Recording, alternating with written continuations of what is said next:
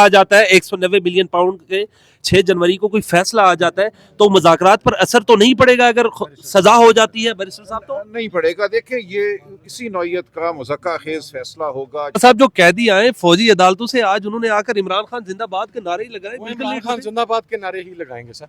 वो इमरान खान जिंदाबाद टूटे के नारे नहीं है सर? लगाएंगे। वो नहीं टूटेंगे। क्यों टूटेंगे? कि जिस नौयत की मुलाकात हम चाहते थे, हम चाहते हैं कि हमारी मुलाकात हो, हम तफसील से खान साहब से गुफ्तगू करें, उनकी हिदायत लें, उसके बाद हम एतमाद का फुकदान है नहीं, जिसमें से आप इस वक्त पार्लियामेंट हाउस के बाहर पाकिस्तान तहरीक इंसाफ के मरकजी रहनुमा सलमान अकरम राजा हामिद रजा साहब आ रहे।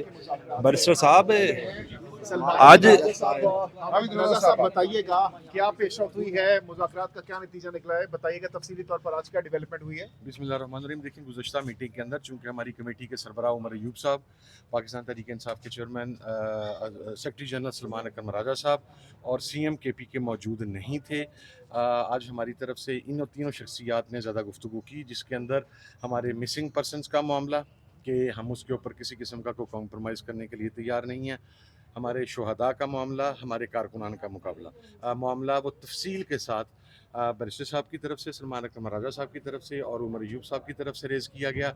और हम अभी खान साहब के साथ एक मुलाकात चाहते हैं। मुलाकात तो तसलसल के साथ होगी अगर मुज़ाकरात आगे बढ़ेंगे, लेकिन एक इस किस्म की मुलाकात जो 25-30 मिनट के अंदर कंक्लूड करनी हो, उसके अंदर आप तफसीली मुशावरत नहीं कर सकते।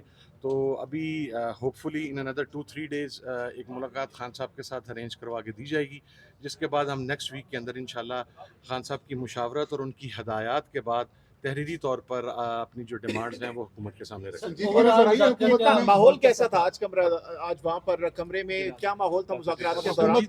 नजर आई आपको? देखिए, संजीदा माहौल था। आपने ज़ाहिर है एक इंतहाई सेंसिटिव चीज़ों के ऊपर को आप डिस्कशन कर रहे हैं। हमारा जो मौक़िफ़ है वो 90 डिग्री डिफरेंट है एक दूसरे से, और ज़ाहिर है गुज़श्ता रवैयों के अंदर जो तलख़ी है, हमें गम और गुस्से की कैफियत में भी हैं अपने कारकुनान पर होने वाले सलूक की वजह से। तो माहौल संजीदगी का था, लेकिन ओवरऑल पॉजिटिव था। सर असल स्टेक होल्डर एस्टैब्लिशमेंट है, उसका मैंडेट हासिल है इस मुज़ाकराती कमेटी को, आप क्या समझते हैं? देखें, ये तो आप हुकूमती मुज़ाकराती कमेटी से पूछें, आपको क्योंकि क्या वो फील बता हुआ सकते हैं। उनकी तरफ से, कुछ मेंबरान की तरफ से ये इंडिकेट किया गया, और मेरा ज़ाती, ये मैं अगेन कमेटी की तरफ से बात नहीं कर रहा, मेरा ज़ाती कभी गुमान भी यही है कि ज़ाहिर है वहाँ से उनकी तायीद हासिल है और उनको ऑन बोर्ड किया गया, तो उसके बाद ये मुज़ाकरात। हामिद रजा साहब आप कह रहे हैं बड़ा अच्छा बातचीत चल रही है, एडमिट कर रहे हैं कि हमने 13 लोगों का मर्डर किया या वहाँ पर कैजुअलिटीज हुई, किसी ने, हुकूमती रहनुमा ने एडमिट किया? अभी एडमिशन का मामला नहीं आया हमारी तरफ से। तमाम अफराद की शहादतों का मामला, उनके पोस्टमार्टम रिपोर्ट्स का मामला, कमीशन बनाने का, इसीलिए कमीशन की हम बात कर रहे हैं। मिसिंग पर्सनस का मामला दोबारा पूरी शद्दोमत के साथ दोबारा उठाया गया, उसकी तरफ से डिनाई नहीं कुछ किया गया। सहाफ़ी ये दावा कर रहे हैं, कुछ सहाफ़ी के इन मुज़ाकरात के साथ साथ कुछ खुफिया मुज़ाकरात भी चल रहे हैं, कितनी सदाकत है? क्या बैकडोर भी कोई मुज़ाकरात चल रहे वो हैं? फिर सहाफ़ियों के जरिए चल रहे होंगे, मैं तो कुछ नहीं कह सकता। हामिद रजा साहब ये सवाल ये बता दें, अगर 190 मिलियन पाउंड में सोमवार को कोई फैसला आ जाता है, 190 मिलियन पाउंड के 6 जनवरी को कोई फैसला आ जाता है तो मुज़ाकरात पर असर तो नहीं पड़ेगा अगर सजा हो जाती है बैरिस्टर साहब? तो नहीं पड़ेगा। देखें, ये किसी नौयत का मुज़क्का खेज फैसला होगा, जैसा पहले साइफर में हुआ, इद्दत में हुआ। इन फैसलों की हमारी नज़र में कोई अहमियत नहीं है। हम आगे अपील में जाएंगे और जो होना है वो हमें पता है। इस फैसले में ना सरकार को कोई नुकसान हुआ, ना खान साहब या बुशरा बीबी को कोई फ़ायदा हुआ, तो इस मुकदमे की कोई बुनियाद ही नहीं है। लिहाजा जो भी फैसला होगा हम उसको मुतासिर नहीं करने देंगे इस अमल को जो हम कर रहे हैं अपने शहदा की खातिर, उन लोगों की खातिर जो गुमशुदा हैं आज दिन तक, जिन्होंने गोलियां खाई हैं। तो हमारे सामने बड़ा मकसद यही है कि उनको हम इंसाफ दिलाएं। वापस हो गए मैंडेट से और बिल्कुल नहीं, और 26वीं आईनी तरमीम से है, ये सब चीज़ों की इब्तदा है। हम चाहते हैं कि हम सच की जानिब बढ़ें। हमने अगर इस मुल्क में कानून और आइन की बालादस्ती करनी है तो पहला कदम हमें सच की खोज की जानिब उठाना होगा। तहरीरी तौर पर लिखने से मुतालबात क्यों कतरा रहे आप लोग? आप लोगों ने कहा कि हमने पहले मुलाकात करेंगे खान साहब से, उसके बाद हम तहरीरी तौर पर देंगे, क्या वजह है? क्यों नहीं, देखिए, हमारी मुलाकात नहीं हो सकी जिस नौयत की मुलाकात हम चाहते थे। हम चाहते हैं कि हमारी मुलाकात हो, हम तफसील से खान साहब से गुफ्तगू करें, उनकी हिदायत लें, उसके बाद हम एतमाद का फुकदान है जिसमें से आप तहरीरी तौर पर नहीं दे रहे, जुबानी कलामी कर रहे हैं। ऐसा कुछ नहीं है। क्या वजह फिर? नहीं, हम देंगे, हमने कहा कि हम देंगे। और आज हुकूमत की तरफ से ये बात वाज़ेह हो गई कि उनकी जानिब से कोई मुतालबात नहीं है। लिहाजा हम जहाँ खड़े हैं उसमें उसको तहरीर में लाने में हमें कोई तामुल नहीं। हुकूमत की जानिब से कोई आपको कहा कि आप तो दो चीजें मांग रहे हैं, उन्होंने भी कहा कि हमें 1-2 साल चलने कहा, उन्होंने बड़ी वजाहत से आज इसहाक डार साहब ने कहा कि हमारी जानिब से कोई मुतालबात नहीं है। ये इजलास शुरू होने से पहले थोड़े मुतमईन भी नहीं थे कि कमेटी से हुकूमती, अब थोड़े मुतमईन हैं आज इजलास के बाद कि कुछ नहीं, आपसे किसने कहा मैं मुतमईन नहीं था? देखिए, मेरे पास ये इस्तेहकाक नहीं है कि मैं हुकूमती कमेटी पर मुतमईन हूँ या ना हूँ। ये हुकूमत की नामजद करदा जो मुज़ाकराती कमेटी है हुकूमत की तरफ से, उसका इत्मीनान हुकूमत को होना या ना होना चाहिए, मुझे नहीं होना चाहिए। मैं तो अपने साथियों की बात कर सकता हूँ। हमने जो आज गुज़श्ता मीटिंग के अंदर बात की थी, उसके बाद आज तफसीली बात हुई। चूँकि हमारे तीनों सीनियर मेंबर्स जो थे, जो लीडर थे इस मुज़ाकराती कमेटी के, उमर अयूब साहब, वो गुज़श्ता मीटिंग में मौजूद नहीं थे।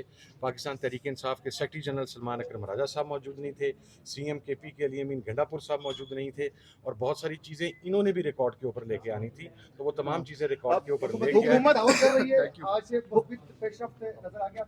बस अब आगे देखेंगे इंशाल्लाह। हुकूमत और आपके दरमियान जो ट्रस्ट डेफिसिट था, क्या वो खत्म हो चुके हैं मुज़ाकरात के शुरू होने के बाद? देखिए, मुज़ाकरात के अंदर आप फौरी इब्तदाई मराहल के अंदर ये नहीं कह देते कि ट्रस्ट डेफिसिट ख़त्म हो गया या बहुत मस्बत हो गए।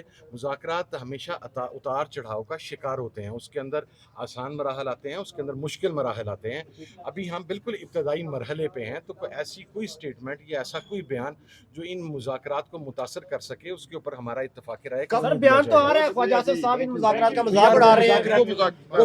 हुकूमत के अहम वजीर हैं, तो फिर हमारा नहीं उड़ा रहे, वो अपनी हुकूमती मुज़ाकराती कमेटी का उड़ा रहे हैं, उड़ाते रहे। मजीद टाइम भी दे सकते हैं, 31 जनवरी तक की डेडलाइन भी है। उनकी जुबान के शर से दूसरे से बहुत दूर की बात है। 31 जनवरी हमारी मजीद तोसी भी कर सकते हैं जो डेडलाइन दी आप लोगों ने 31 तक। नहीं, मुझे ऐसा नजर सर नहीं। 190 मिलियन पाउंड की अगर सजा होती है उससे कोई फर्क नहीं पड़ेगा। इतना बड़ा एजेंडा तफसील के साथ डिस्कस नहीं कर सकते। हमारी मुलाकात उस तरह नहीं हो सकी जिस तरह हम चाहते थे, तो हमने हुकूमत से ये कहा। उसके अंदर देखिए बहुत सारे मामलात हैं, उसके अंदर मिसिंग पर्सनस के नाम देने हैं, उसके अंदर शुहदा के नाम देने हैं, उसके अंदर जो हमारे इंजर्ड हैं स्पेशली 26 के जो बुलेट इंजरीज़ हैं उनके नाम देने हैं। बहुत सारे कवायद, बहुत सारी तफसीलात देनी है। उसकी अप्रूवल जब तक खान साहब नहीं देते तो हम इन राइटिंग नहीं दे सकते। हामिद रज़ा साहब, आपने कहा कि खान साहब बहुत जल्द हमारे दरमियान होंगे, तो ये आपकी प्रेडिक्शन है, खबर है, या आप ये कोई आपको अंदर से खबर मिली है? नहीं सर, नहीं, मुज़ाकरात के अंदर आज भी हमने खान साहब की रिहाई की बात की, उमर अयूब साहब ने बाकायदा कैटेगराइज करके, और इस चीज़ के साथ कि हम अदालती जो है रिलीफ वो अदालतों से लेंगे।